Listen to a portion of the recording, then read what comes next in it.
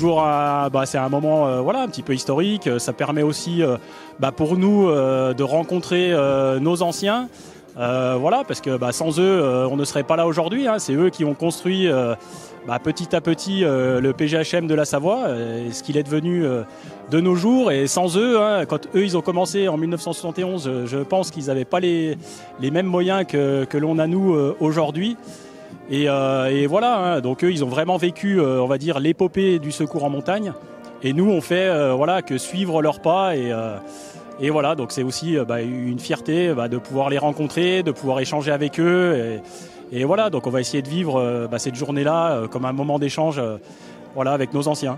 Le PGHM est constitué de 2 unités. Il regroupe 33 effectifs.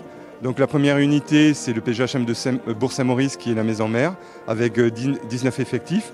Et ensuite un détachement, le PGHM de Modane, implanté à Maurienne, qui regroupe 14 effectifs.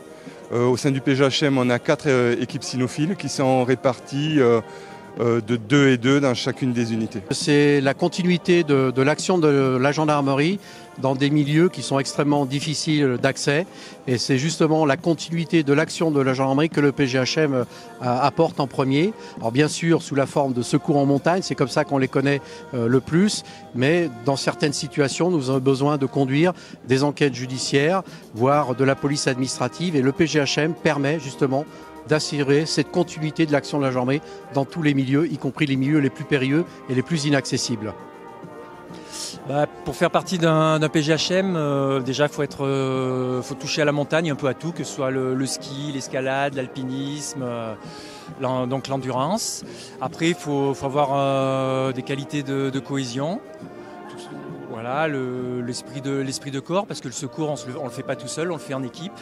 Que ce soit en équipe de secouristes, mais après avec nos partenaires, donc les équipes hélicoptères, les médecins. Voilà, ensuite quand on va en station avec les pisteurs, etc., etc. C'est une continuité. Moi j'étais à une époque charnière. J'ai fait de 84 à 2003. Et du coup je connais aussi bien les plus anciens, ceux qui étaient à la création, que les plus jeunes qui sont encore en activité. Et du coup je me rends sans doute beaucoup plus compte que d'autres de la continuité et puis je dirais de la passion, des valeurs qu'il y a dans cette unité depuis 50 ans. C'est chouette, ouais. Les hélicos, le matériel sur le terrain, les tenues, entre du coton et de la laine et puis du Gore-Tex et de la polaire, ça a beaucoup changé.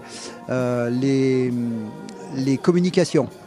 Quand je suis rentré, quand on partait sur le terrain, par exemple en opération de nuit, pour des recherches, des choses comme ça, on était perdus. On avait, à l'unité, il y avait des téléphones fixes et on avait un mauvais réseau radio qui ne marchait pas.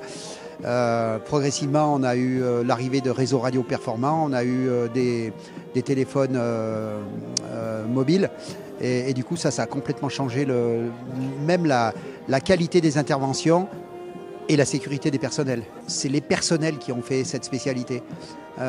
C'est les personnels qui ont bâti les unités, qui ont bâti la réputation et tout ça. Et donc, moi d'y avoir pris ma part, oui, on peut dire que je suis fier. Ouais.